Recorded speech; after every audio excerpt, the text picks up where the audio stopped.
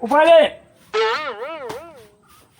ඈ උපාලි තමයි ඉඩ උපාලයි තමයි කියපන් මම හම්බෙන්න කියලා ආවේ. කියපන් මොකද ප්‍රශ්නේ ඔබට මේ මට එකෙක් ඉන්න මරන්න ඕන මට එපාම කරපු එකෙක්.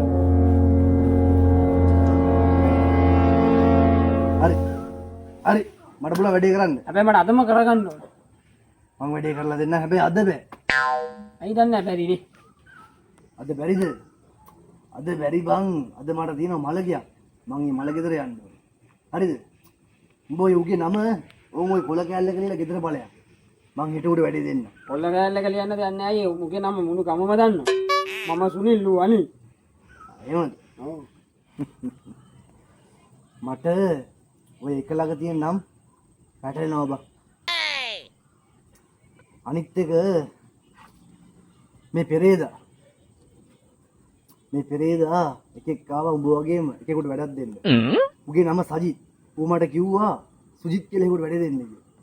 ඉතින් මොක උනේ අයියේ? මම වැඩේ බාරගත්තා. ඔව්. බාරගත්තට පොඩ්ඩක් මට පැටලුණා. ඉතින් දැන් මම යන්නේ සජිත්ගේ මල ගෙදර. සජිත්ගේ මල ගෙදර? ඔව්.